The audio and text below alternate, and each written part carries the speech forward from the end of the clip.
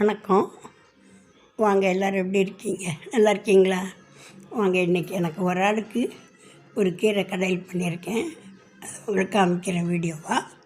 தோட்டத்தில் உள்ள எல்லா கீரையும், மைக்ரோ கிரீன் கீரைன்னு கூட சொல்லலாம். முளைச்சி ஒரு வாரம் ஆன கீரை, புளிச்சக்கீரை, பருப்பு கீரை, தண்டுக்கீரை,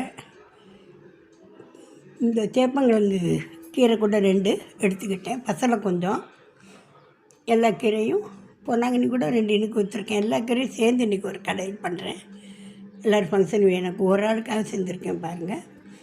வானலியில் ஒரு டம்ளர் தண்ணி ஊற்றி, ஒரு தக்காளி, ஒரு சின்ன வெங்காயம், ஒரு பச்சை மிளகாய் போட்டு வேக வச்சுருக்கேன். அதோட இந்த அலசி எடுத்து வச்ச கீரையும் இதில் சேர்த்துக்கிறேன்.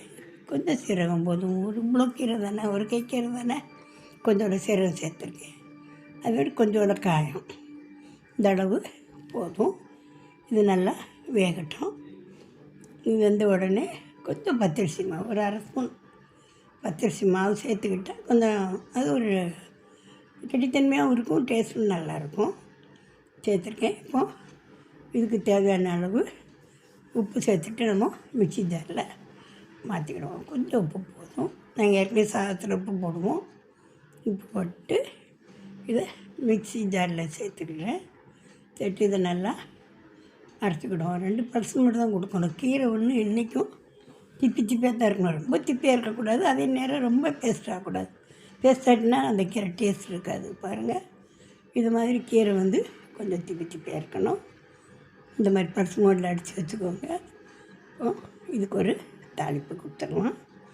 பாருங்கள், அரை ஸ்பூன் எண்ணெய் போதும். ஏன்னா இது ஒரு ஆள் சாப்பிட்ற கீரை தானே, அதனால ஒரு அரை ஸ்பூன் எண்ணெய் நல்லா காய்ஞ்சது. கொஞ்சம் கடுகு உளுத்தம் பருப்பு போட்டுக்கிடுவோம். அதில் ஒரே ஒரு பச்சை மிளகாய் சிவப்பு மிளகாவை வத்தலை கிள்ளி போட்டுக்கிடுவோம். ஏன்னா கீரைக்கு ஃப்ளேவர் கொடுக்குறது இந்த வத்தல் ஒன்றும். அப்புறம் 2 கருவேப்பிலை சேர்த்துப்போம். இதை நம்ம தாளித்து கொட்டிடும். கீரை என்றைக்குமே தட்டியில் ஊற்றக்கூடாது, தாளித்து அது மேலே தான் ஊற்றணும். அதில் ஊற்றினோன்னா அந்த டேஸ்ட்டு மாறிடும், கலர் மாறிடும். அதனால் நீங்கள் என்றைக்கு தாளித்தாலும் கீரையை கடைஞ்சிட்டு தாளிச்சத்தை அது மேலே இப்படி சேர்த்துக்கோங்க. அது டேஸ்ட்டு நல்லாயிருக்கும். பாருங்கள், இது ஒரு ஆளுக்கு எனக்காக பண்ணினது. எல்லா கீரையும் சேர்ந்து டேஸ்ட்டு பார்த்து சூப்பராக இருந்தது. இதை மாதிரி நீங்களும் ஒரு நாள் ட்ரை பண்ணி பாருங்கள். தேங்க்ஸ் ஃபார் வாட்சிங்.